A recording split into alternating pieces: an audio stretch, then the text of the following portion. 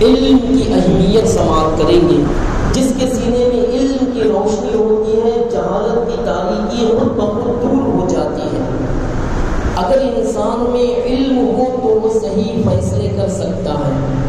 اگر انسان میں علم ہو تو وہ دوسروں سے شریعت کے دائرے میں رہ کر بات کر سکتا ہے۔ اگر کسی کے اندر علم دین ہو تو وہ صحیح سے تجارت کر سکتا ہے۔ علم دین اگر ہو تو وہ لین دین میں شریعت کے مطابق اپنا لین دین کرے گا۔ اگر علم نہ ہو تو اسی کو جاہل کہتے ہیں۔ اللہ رب العزت نے ہمیں اشرف المخلوقات بنایا۔ مخلوقات بہت ساری ہیں، حیوانوں کی الگ الگ قسمیں ہیں۔ ان تمام حیوانوں میں اللہ رب العزت نے ہمیں حیوان ناطق بنایا، عقل والا حیوان بنایا ہے۔ اور اس کے ساتھ اللہ نے تمام مخلوقات میں ہمیں اشرف المخلوقات بنایا، یعنی عزت رکھنے والی، رفعت رکھنے والی، بلندی والی مخلوق بنائی۔ کس وجہ سے؟ اس لیے کہ انسان میں عقل رکھا ہے، عقل ہی کی وجہ سے انسان اشرف المخلوقات کہلایا۔ اسلام کا پہلا پیغام علم ہے۔ قرآن مقدس جب ہم کھولے 12 نمبر 30 لیں گے تو اللہ رب العزت نے حضور صلی اللہ علیہ وسلم پر جو وحی نازل فرمائی تو اس وحی کے ذریعے سے اللہ نے بتایا اپنے حبیب کو، اقرأ بسم ربک الذی خلق، اے میرے حبیب اپنے پروردگار کے نام سے پڑھو جس نے ساری کائنات کو پیدا کیا۔ اسلام کا پہلا پیغام ہی علم ہے۔ علم سے دوری انسان کی جہالت ہے۔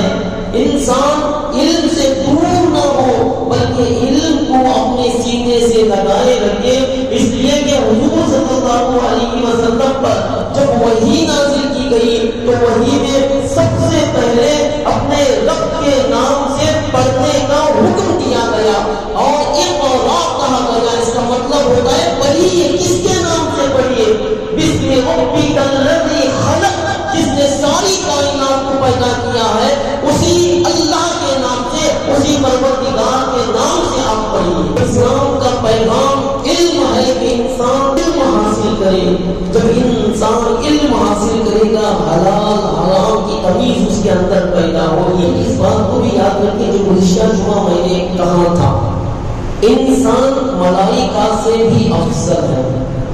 انسان ملائکہ سے بھی افضل ہے۔ ملائکہ عقل رکھتے ہیں، ملائکہ لیکن شہوت نہیں رکھتے۔ بہائم شہوت رکھتے ہیں، جانور شہوت رکھتے ہیں لیکن عقل نہیں رکھتے۔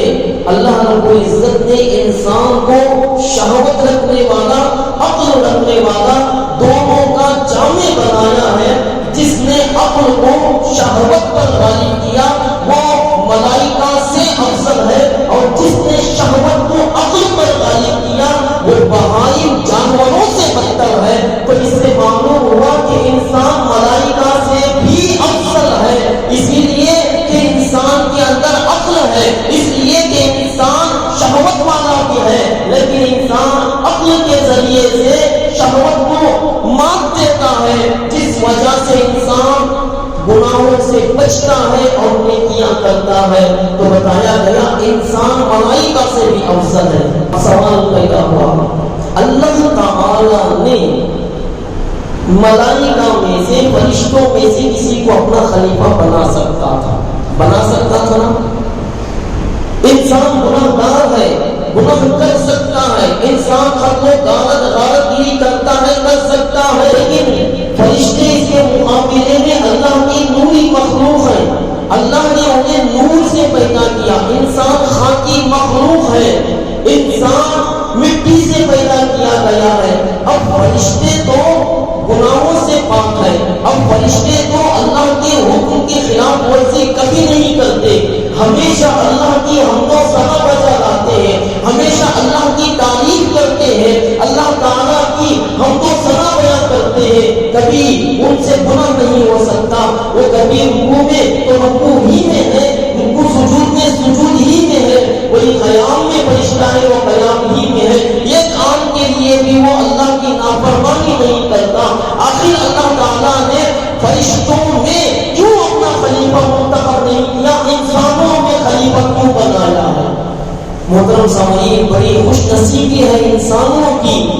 کہ تمام حیوانوں میں جیسے اللہ نے حیوان ناطق بنایا، عقل رکھنے والا حیوان بنایا ہے، مخلوقات میں اللہ نے انسان کو اشرف المخلوقات ہونے کا درجہ عطا کیا ہے، ایسے ہی اللہ تبارک و تعالیٰ نے ملائکہ میں اپنا خلیفہ نہیں بلکہ انسانوں میں اپنا خلیفہ بنایا، انسانوں کے باپ حضرت آدم علیہ السلام کو اپنا خلیفہ بنایا ہے۔ اب قرآن کھولنے والے پارہ نمبر 1 ہے، سورۃ البقرہ ہے، آیت نمبر 30 ہے۔ اللہ رب العزت ارشاد فرماتا ہے، بسم اللہ الرحمن الرحیم، وَإِذْ قَالَ رَبُّكَ لِلْمَلَائِكَةِ إِنِّي جَاعِلٌ فِي الْأَرْضِ خَلِيفَةً۔ اللہ رب العزت نے کہا، یاد کرو جب تمہارے رب نے فرشتوں سے کہا کہ میں زمین پر اپنا خلیفہ بھیجنے والا ہوں، کہ زمین میں اپنا نائب بنانے والا ہوں، جب اللہ رب العزت نے فرشتوں سے کہا اذ قال ربک للملائکۃ انی جاعل فی الارض خلیفہ، اللہ رب العزت نے فرشتوں سے کہا کہ اے فرشتوں، زمین پر میں اپنا نائب بھیجنے والا ہوں، خلیفہ بنانے والا ہوں، تو اس وقت فرشتوں نے کیا کہا تھا؟ قولوا اتجعل فیہا من یفسد فیہا ویسفک الدماء، فرشتے کہتے ہیں، بولے اے پروردگار عالم، ہم تیری تسبیح بیان کرتے ہیں، تیری پاکی بولتے عشق بولتے ہیں، کیا ایسے کو تو نائب کرے گا؟ قولوا اتجعل فیہا، اے پروردگار تو ایسے کو اپنا نائب بنائے گا، من یفسد فیہا، جو اس میں فساد پھیلاتے ہیں، وَيَسْفِكُ الدِّمَاءَ، اور خون ریزی کرتے ہیں۔ جب اللہ تعالیٰ نے فرشتوں سے پوچھا تھا، کہا تھا میں اپنا خلیفہ زمین پر بھیجنے والا ہوں، تو فرشتوں نے کیا کہا؟ اے اللہ، تو زمین پر ایسے کو خلیفہ بنا رہا ہے، اپنا نائب بنا رہا ہے جو زمین پر فساد پھیلائیں گے، خون ریزی کریں گے۔ تو اس وقت اور فرشتوں نے کیا کہا؟ وَنَحْنُ نُسَبِّحُ بِحَمْدِكَ وَنُقَدِّسُ لَكَ، اور ہم تجھے سراہتے ہوئے تیری تسبیح کرتے ہیں اور تیری پاکی بولتے ہیں۔ اللہ، ہم انسانوں سے افضل ہیں اس لیے کہ ہم تیری پاکی بیان کرتے ہیں، تیری حمد و ثنا بیان کرتے ہیں۔ یا اللہ، فرشتوں میں سے کسی کو اپنا خلیفہ منتخب فرما دے۔ اس وقت اللہ تعالیٰ نے کیا کہا؟ اللہ تعالیٰ نے ارشاد فرمایا، قال انی اعلم ما لا تعلمون، اے فرشتوں، جو میں جانتا ہوں تم نہیں جانتے، اے فرشتوں، جو میں جانتا ہوں تم نہیں جانتے۔ آگے کیا ہوتا ہے؟ اللہ ارشاد فرماتا ہے، وَعَلَّمَ آدَمَ الْأَسْمَاءَ كُلَّهَا ثُمَّ عَرَضَهُمْ عَلَى الْمَلَائِكَةِ، تب حضرت آدم علیہ السلام کو اللہ تعالیٰ نے تمام اشیاء کے نام سکھائے، تمام اشیاء کے نام حضرت آدم علیہ السلام کو سکھائے۔ سکھانے کے بعد ان تمام اشیاء کے نام کو فرشتوں سے اللہ نے پوچھا۔ قرآن کہتا ہے، وَعَلَّمَ آدَمَ الْأَسْمَاءَ كُلَّهَا ثُمَّ عَرَضَهُمْ عَلَى الْمَلَائِكَةِ فَقَالَ أَنبِئُونِي بِأَسْمَاءِ هَؤُلَاءِ إِن كُنتُمْ صَادِقِينَ۔ اللہ تعالیٰ نے آدم علیہ السلام کو تمام اشیاء کے نام سکھائے، پھر سب اشیاء ملائکہ پر پیش کر کے فرمایا، سچے ہو تو ان کے نام بتاؤ۔ اللہ تعالیٰ نے کیا کہا؟ حضرت آدم علیہ السلام کو تمام اشیاء کے نام سکھائے، وَعَلَّمَ آدَمَ الْأَسْمَاءَ، حضرت آدم علیہ السلام کو تمام اشیاء کے نام سکھائے۔ تو معلوم ہوا رب العزت حضرت آدم علیہ السلام کو ہر اشیاء کا علم عطا کیا ہے۔ تو معلوم ہوا انسان کنڑ بولے آدم علیہ السلام ہمارے باپ جانتے ہیں، انگلش بولے آدم علیہ السلام جانتے ہیں، کوئی ملیالم بولے، کوئی تیلگو بولے، دنیا کی کوئی بھی زبان انسان بولے، آدم علیہ السلام جانتے ہیں۔ جتنے بھی شجرات ہیں، جتنے بھی پیڑ پودے ہیں، پیڑ پودوں کے الگ الگ نام ہوں گے، لیکن آدم علیہ السلام ہر ایک پیڑ کا نام جانتے ہیں۔ جتنی بھی دوائیاں ہوں گی، تمام دوائیوں کے نام آدم علیہ السلام جانتے ہیں۔ کیوں؟ اس لیے کہ اللہ کہتا ہے، وَعَلَّمَ آدَمَ الْأَسْمَاءَ، ہم نے آدم علیہ السلام کو تمام اشیاء کے نام سکھا دیے ہیں۔ تو معلوم ہوا کوئی ایسا نہیں ہے جو آدم علیہ السلام کے ذہن میں نہ ہو، آدم علیہ السلام کو عطا نہ کیا ہو۔ جب آدم علیہ السلام کو اللہ رب العزت نے علم کیا تمام اشیاء کا، تب فرشتوں سے اللہ نے کہا، کیا کہا؟ قال انبئونی باسماء هؤلاء ان کنتم صادقین، سچے ہو تو ان کے نام بتاؤ، سچے ہو تو تم ان کے نام بتاؤ۔ فرشتوں سے پوچھا اللہ نے، اے فرشتوں تم کہتے ہو کہ زمین پر خونریزی کریں گے انسان، تم کہتے ہو کہ زمین پر فساد پھیلائیں گے، اگر تم سچے ہو تو ان کے نام بتاؤ۔ اب فرشتوں کا جواب کیا تھا؟ فرشتے جواب دیتے ہیں، قولوا سبحانک لا علم لنا الا ما علمتنا انک انت العلیم الحکیم، کہتے ہیں بولے باقی ہے تجھے، ہمیں کچھ علم نہیں مگر جتنا تو نے ہمیں سکھایا ہے۔ آدم علیہ السلام کو علم عطا کیا، پھر اس کے بعد انہیں اشیاء کے نام کو فرشتوں سے اللہ نے پوچھا، ہے فرشتوں بتاؤ ان اشیاء کے نام کیا ہیں؟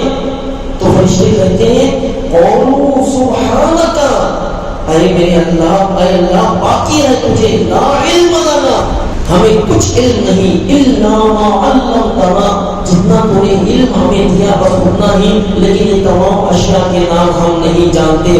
انک انت العلیم الحکیم، بے شک تو ہی علم و حکمت والا ہے۔ اب فرشتوں سے پوچھا تھا، اب آدم علیہ السلام سے اللہ پوچھتا ہے، آدم علیہ السلام ان تمام اشیاء کے نام بتاؤ۔ اب کیا ہوگا؟ قرآن خود کہتا ہے، قال یا آدم انبئهم باسمائهم فلما انبأهم باسمائهم، فرمایا اے آدم بتا دے انہیں سب اشیاء کے نام۔ جب آدم نے انہیں سب کے نام بتایا، یا آدم انبئهم باسمائهم، اے آدم علیہ السلام ان تمام اشیاء کے نام آپ بتا دیجیے۔ تو آدم علیہ السلام نے یہ نہیں کہا کہ اے اللہ میں نہیں جانتا، مجھے علم نہیں ہے، بلکہ آدم علیہ السلام نے کہا فلما انبأهم باسمائهم، جب آدم نے انہیں سب نام بتا دیے، تمام اشیاء کے نام بتا دیے، تب اللہ رب العزت نے فرشتوں سے کہا، قال الم اقل لكم انی اعلم غیب السماوات والارض واعلم ما تبدون وما کنتم تکتمون۔ اللہ رب العزت فرماتا ہے، میں نہ کہتا تھا کہ میں جانتا ہوں آسمانوں اور زمین کی سب چھپی چیزیں۔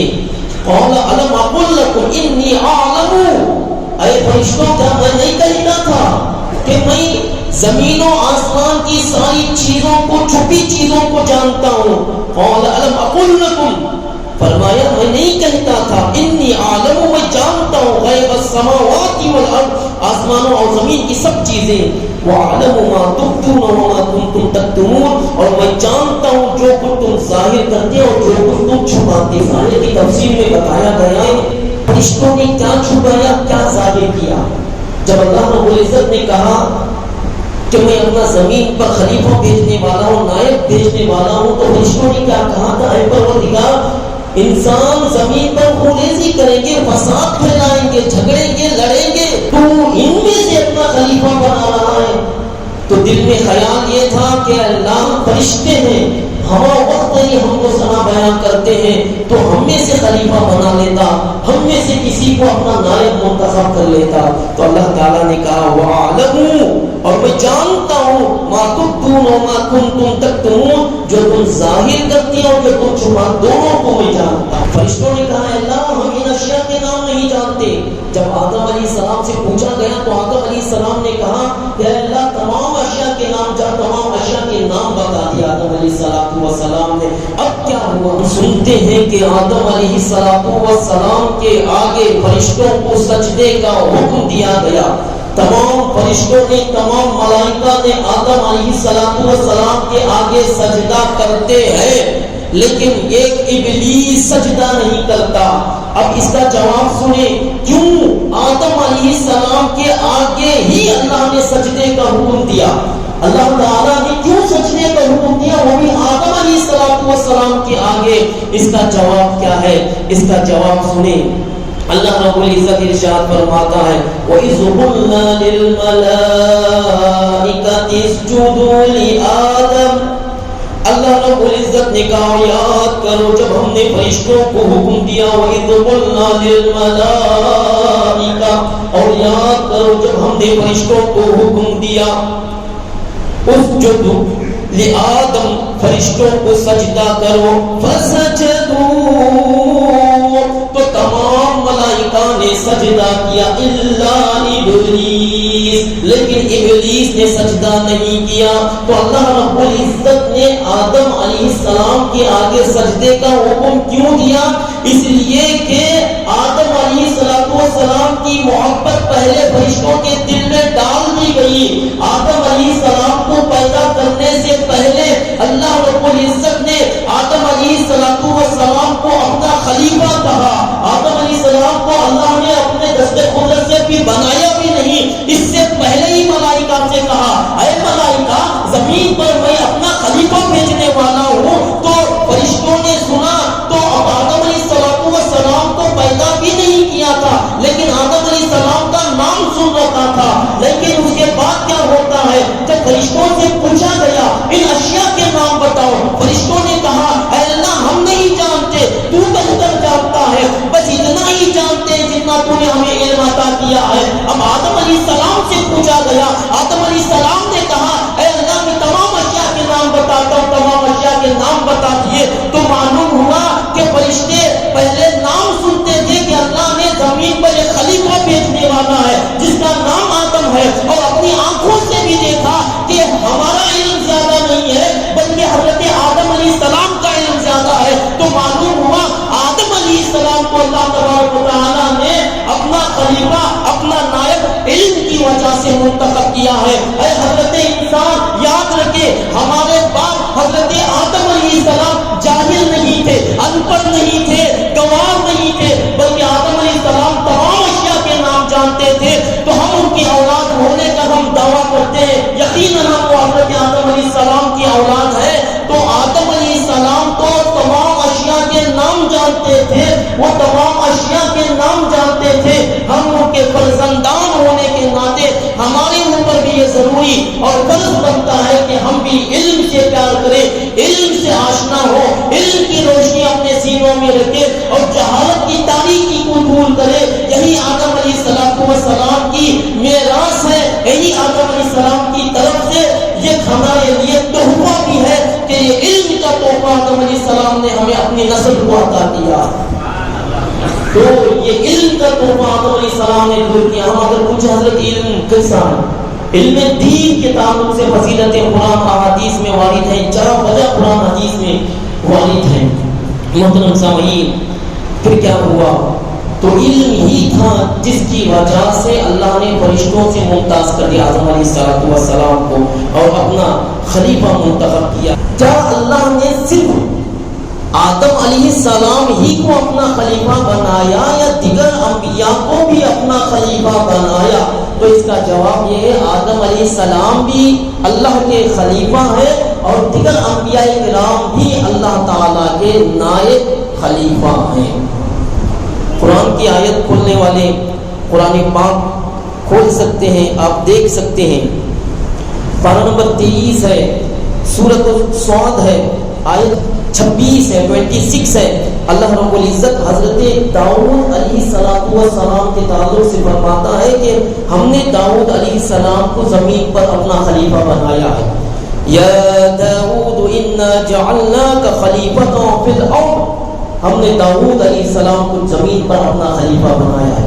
قرآن کی آیت سورۃ الصاد پارہ نمبر 23 آیت نمبر 26 ہے۔ اللہ کہتا ہے یا داؤد انا جعلناک خلیفۃ فی الارض، اے داؤد بے شک ہم نے تجھے زمین میں نائب کیا ہے۔ تو معلوم ہوا فرشتے بھی اللہ تعالیٰ کے خلیفہ ہیں، اور بھی بہت ساری علمی برتری اللہ تعالیٰ نے بتایا۔ فرشتوں میں کیوں خلیفہ بنایا نہیں اللہ نے؟ خلیفہ منتخب فرشتوں میں کیوں نہ کیا؟ انسانوں میں اپنا خلیفہ کیوں بنایا؟ اس لیے کہ فرشتے کو عبادت، ریاضت اور اس کے حکم کی تعمیل بجا لاتے ہیں، اس کا حکم بجا لاتے ہیں۔ ایک آن کے لیے بھی اللہ کے فرشتے ذرا برابر بھی ایک آن کے لیے بھی نافرمانی نہیں کرتے۔ لیکن اللہ تبارک و تعالی آدم علیہ السلام کو خلیفہ بنانے کی یہ حکمت تفسیر میں بیان کی گئی کہ کیوں اللہ نے آدم علیہ السلام کو خلیفہ بنایا؟ اس لیے کہ اللہ تعالیٰ نے انسانوں میں انبیاء کو بھی پیدا کیا ہے، اس لیے کہ انسانوں میں اللہ نے اولیاء کو بھی پیدا کیا ہے، اس لیے کہ اللہ تعالیٰ نے انسانوں میں علماء کو بھی پیدا کیا ہے جو علمی اور عملی دونوں فضیلتوں کے جامع ہیں، علمی و عملی دونوں فضیلتوں کے جامع ہیں۔ سبحان اللہ۔ اور اس کے تعلق سے پھر مسائل بہت سارے بیان کیے گئے۔ آیت سے یہ بھی معلوم ہوا کہ اللہ تعالیٰ نے انبیاء کو ملائکہ سے افضل بنایا ہے۔ سبحان اللہ۔ وقت بہت تیزی سے گزر رہا ہے، اب ہم دوسرے رخ کی طرف چلتے ہیں، قرآنی آیات کی طرف اگر چلیں تو قرآن کی متعدد آیات دلالت کرتی ہیں کہ علم حاصل کرو، علم کی فضیلت پر، علم دین کی فضیلت پر قرآن کی متعدد آیات دلالت کرتی ہیں۔ اور سب سے پہلے قرآن کی آیت سماعت کریں، پارہ نمبر 28 ہے، سورۃ المجادلہ ہے۔ اللہ رب العزت علم کے تعلق سے فرماتا ہے یرفع اللہ الذین آمنوا منکم والذین اوتوا العلم درجات۔ اللہ تبارک و تعالیٰ ارشاد فرماتا ہے اللہ تمہارے ایمان والوں کے اور ان کے جن کو علم دیا گیا ہے درجے بلند فرمائے۔ یرفع اللہ الذین آمنوا منکم والذین اوتوا العلم درجات۔ اللہ تبارک و تعالیٰ علم والوں کے درجات کو بلند فرمائے گا۔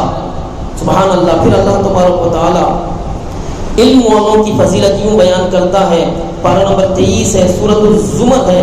اللہ ارشاد فرماتا ہے قل هل يستوي الذين يعلمون والذين لا يعلمون۔ اللہ رب العزت ارشاد فرماتا ہے آپ فرما دیں کہ اہل علم اور جاہل لوگ برابر نہیں ہو سکتے۔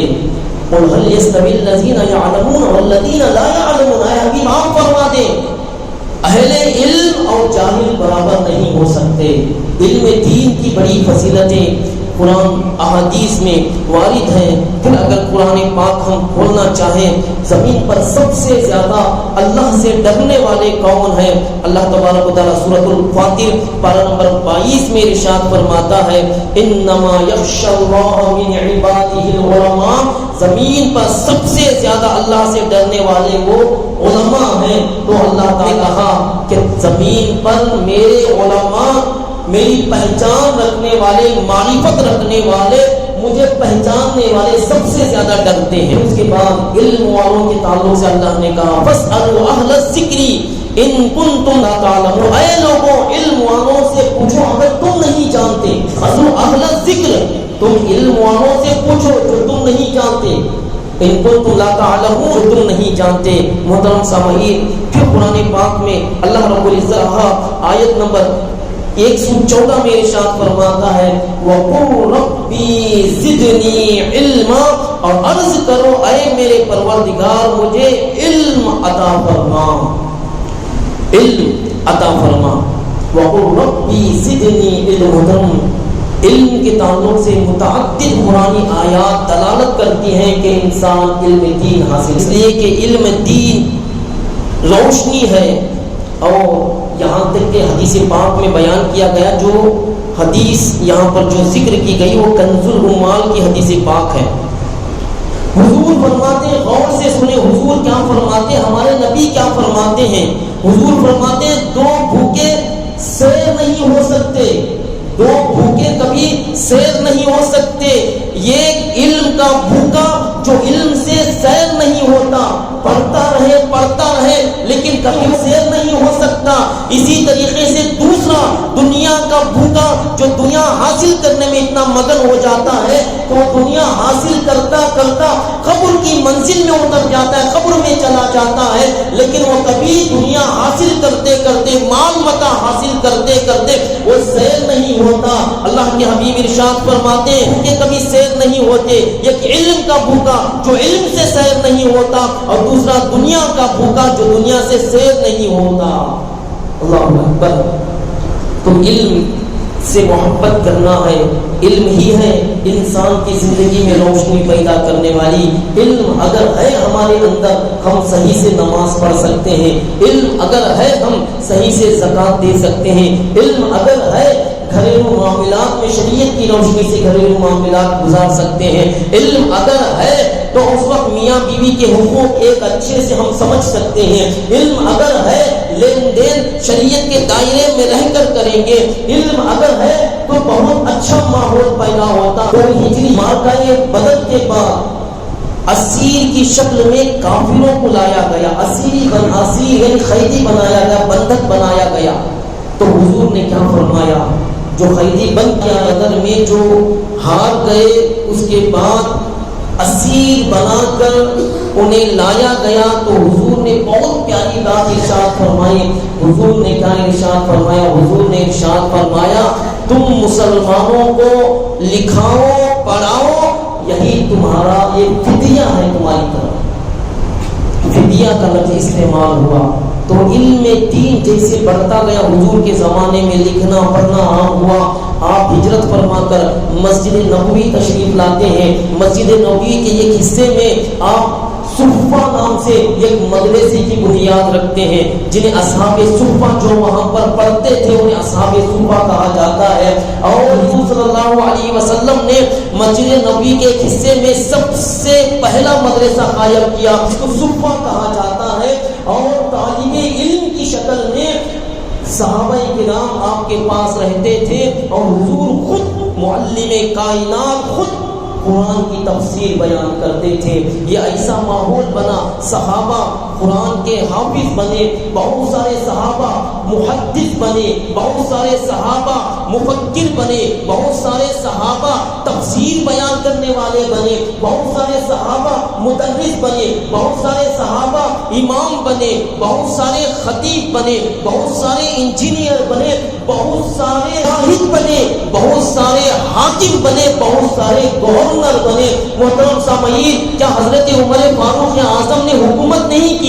ابو بکر صدیق نے حکومت نہیں کی؟ حضرت عثمان غنی نے حکومت نہیں کی؟ حضرت علی نے حکومت نہیں کی؟ کیوں کی؟ تو محترم سامعین، تو اس سے پتا چلتا وہ جاہل نہیں تھے، بلکہ حضور کے پاس وہ پڑھتے تھے اور حضور کے پاس رہ کر علم حاصل کرتے تھے. ان کے پاس ظاہری و باطنی علم سے وہ سیراب تھے، جن کا سینہ علم سے منور تھا، معطر تھا، جس وجہ سے وہ حکومت بھی کرتے، یہاں تک کہ وہ گورنر بھی بنے، مجاہد بھی بنے، اور محدث بھی بنے، مفسر بھی بنے، امام بھی بنے، خطیب بھی بنے، بڑے بڑے شاعر بھی بنے. علم کی روشنی ہو تو سب کچھ ہے، علم نہیں تو اگر کچھ نہیں ہے. حضرت علامہ امام فخری رحمۃ اللہ علیہ تحریر فرماتے ہیں، کہتے القلب میت وحیاتہ بالعلم، دل مردہ ہے اور اس کی زندگی علم سے ہے. القلب میت، دل مردہ ہے. کس کا مردہ ہے؟ جو علم سے دور ہو جائے اس کا دل مردہ ہے.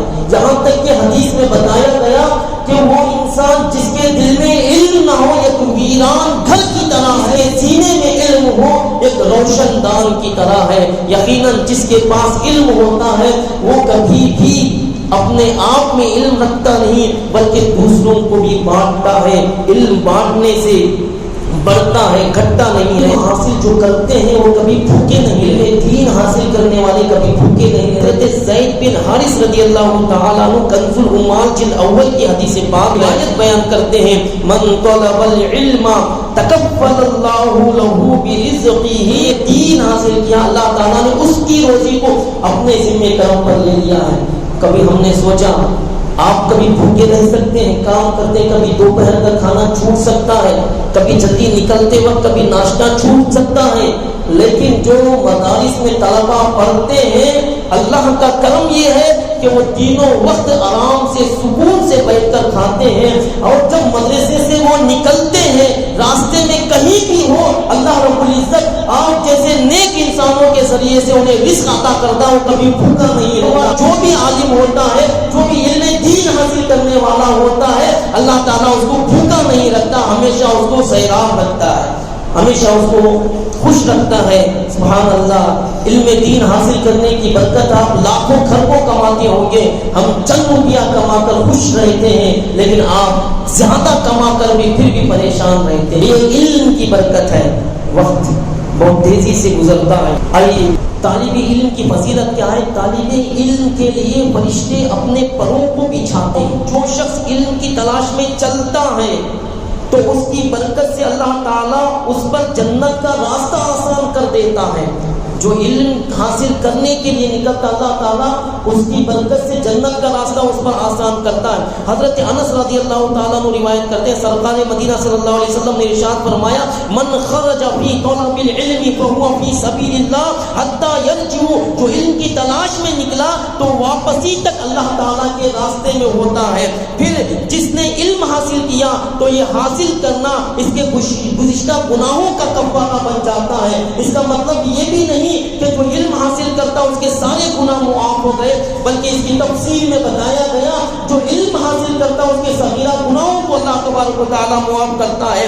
جبکہ طالب علم کو موت آ جائے اور طالب علمی کی حالت میں وہ مر جائے تو وہ شہید کہلاتا ہے۔ علم حاصل کرنے کے لیے نکلا، راستے میں ایکسیڈنٹ ہو گیا، یا آج کے حالات کے حساب سے اگر کوئی طالب علم حاصل کرنے کے لیے نکلا، ٹرین میں سفر کر رہا ہے، کوئی ظالم اس کو نیچے گرا دے، وہ گر کر مر جائے، وہ شہید ہو گیا ہے، تو طالب علم حاصل کرنے میں راستے میں نکل رہا تو شہید کا درجہ ملتا ہے انتقال پر۔ حضرت جابر روایت کرتے ہیں ایسا عالم جو ٹیک لگا کر علم کے بارے میں غور و فکر کرے اس کی ایک سال عابد کے 70 سال عبادت سے بہتر گیا۔ یہ سوچ و فکر میں علم کی، اس لیے کہ سوچ و فکر میں رہے گا تبھی علم سے سمندر سے موتیاں نکالے گا۔ جتنا سمندر کے اندر غوطہ زن ہوگا ایسے بہت سارے موتیاں نکال سکتا ہے۔ ایسے ہی جو ایک عالم ہوتا ہے، ایک فقیہ ہوتا ہے، جو علم کی گہرائیوں میں اترتا ہے تو وہاں سے